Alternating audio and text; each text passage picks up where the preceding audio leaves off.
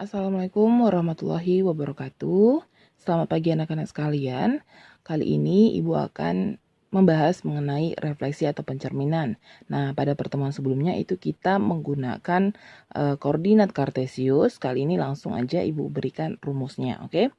Yang pertama kita bahas untuk refleksi terhadap sumbu X. Nah, nanti ada banyak refleksi ya. Yang pertama kita bahas dulu refleksi terhadap sumbu X. Nah, jika ada titik A di mana A, B itu kita refleksikan dengan terhadap sumbu X, maka akan menghasilkan A aksen, titik A aksen, itu A, negatif B. Jadi dari awalnya AB jadi A negatif B. Di sini A-nya tetap, B-nya berubah tanda ya. B-nya berubah tanda. Yang awalnya positif jadi negatif. Yang nanti awalnya negatif jadi positif. Seperti itu ya. Nah, A-nya di sini tetap. Jadi, kalau dia terhadap sumbu X itu A atau ya A-nya tetap, B-nya berubah tanda. Contoh, ada titik M, 2, negatif 4. Kita refleksikan terhadap sumbu X, maka ini hasilnya M aksen ya. M aksen, di mana A-nya tetap berarti tetap 2, B-nya berubah, maka ini negatif 4, awalnya negatif 4, jadi bentuknya juga 4, tapi di sini negatif, di sini harus positif. Gitu ya. Berarti untuk M aksen itu 2, 4. Hasil bayangannya. Kemudian untuk yang nomor 2, jika kita refleksikan terhadap sumbu Y, titik A, B, maka hasilnya adalah A aksen negatif A, B. Di sini A-nya yang awalnya positif jadi negatif. Berarti A berubah dan B di sini tetap ya. Bisa ya.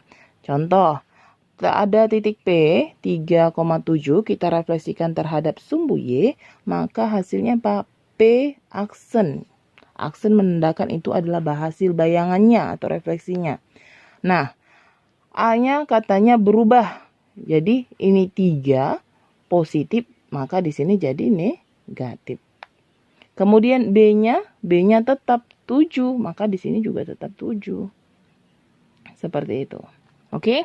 Kalau tadi di sini negatif 3, maka di sini jadi positif 3. Tapi di sini positif, jadi negatif. Jadi intinya kalau sumbu X dan sumbu Y kebalikannya. Pada sumbu X yang tetap itu adalah si A-nya. Yang B-nya berubah. Pada sumbu Y yang tetap itu si B, yang berubah si A. Oke? Lanjut nomor 3. Refleksi terhadap titik pusat. Ya, sekarang refleksi terhadap titik pusat O 0,0. Nah, ada titik A, B, kita refleksikan terhadap titik pusat, maka bayangannya jadi A jadi negatif A, B jadi negatif B. Jadi, kalau dia refleksi terhadap titik pusat, kedua-duanya si A dan B ini berubah tanda. Contoh nih, titik B negatif 5,2 kita refleksikan terhadap titik pusat, maka hasil bayangannya jadi B aksen.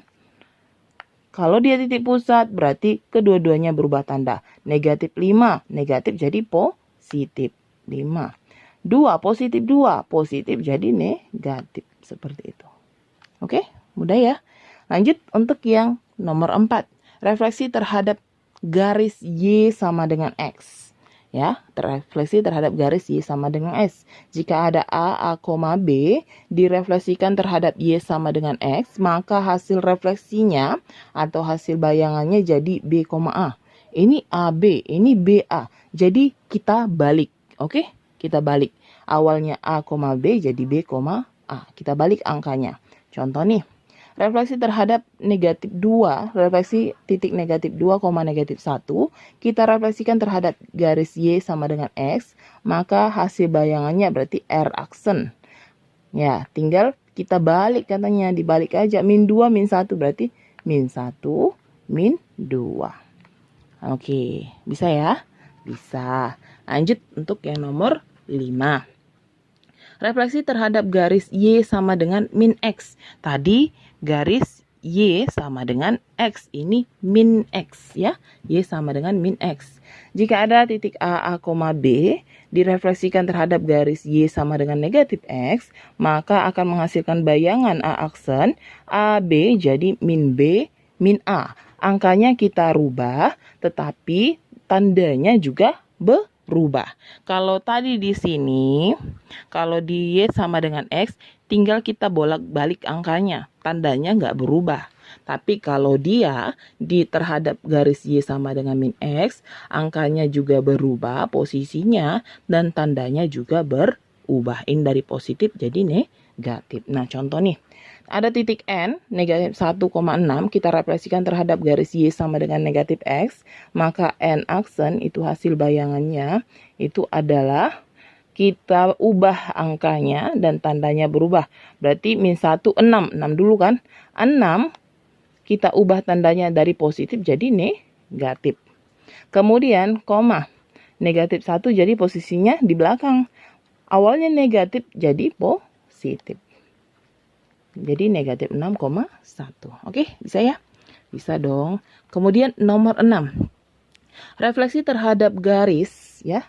Terhadap garis X sama dengan K. Di mana K ini merupakan suatu bilangan. Jadi, jika ada titik A, B, kita refleksikan terhadap garis X sama dengan K, maka hasil bayangannya yang pertama, yang bagian di depan itu 2K. 2 kita kali dengan bilangannya nanti di sini. Kemudian kita kurang dengan si A. Koma B. Jadi bagian B-nya tetap, yang berubah yang A-nya. Oke? Contoh langsung aja.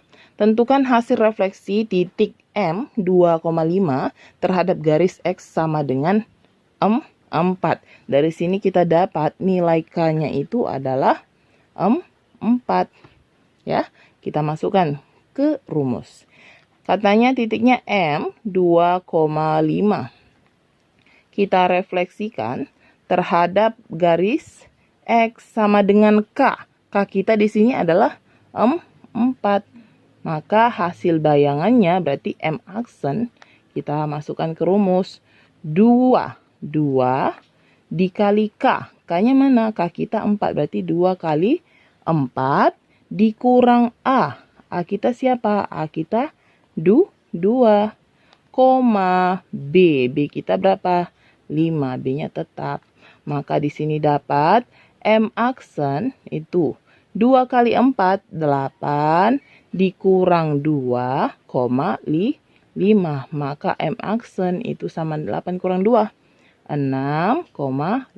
Oke, ini hasil bayangannya. Bisa? Bisa. Lanjut untuk yang ke-7. Refleksi terhadap garis Y sama dengan K. K ini lagi-lagi adalah bilangan atau konstanta. Jadi jika ada titik A, B, kita refleksikan terhadap garis Y sama dengan K, maka A aksen. Tadi X sama dengan K ya, yang ini Y sama dengan K. Kalau dia X berarti nanti yang berubah bagian depannya. Kalau dia Y sama dengan K, maka yang berubah bagian belakangnya. Oke. Maka ini A-nya tetap, dan B-nya berubah jadi 2K dikurang B. Oke, 2K dikurang B. Langsung ke contoh. Tentukan hasil refleksi titik B negatif 1, 2 terhadap garis Y sama dengan 5. Maka dari sini dapat K-nya adalah 5. Kita masukkan ke rumus. Yang ditanya adalah titik B negatif 1, 2. Ini kita refleksikan terhadap garis Y sama dengan K. K kita berapa? K kita 5. Y sama dengan 5.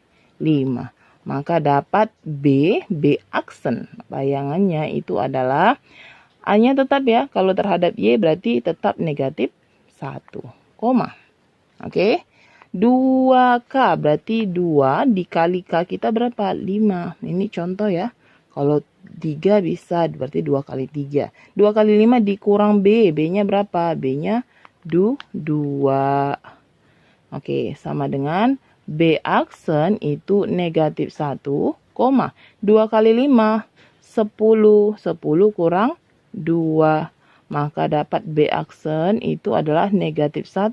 10 dikurang 2 berapa? 10 kurang 2 adalah 8. Oke, ini dia hasil refleksinya. Oke. Oke, kita lanjut yang terakhir. Refleksi terhadap titik B. Ada terhadap suatu titik B, misalnya P, Q.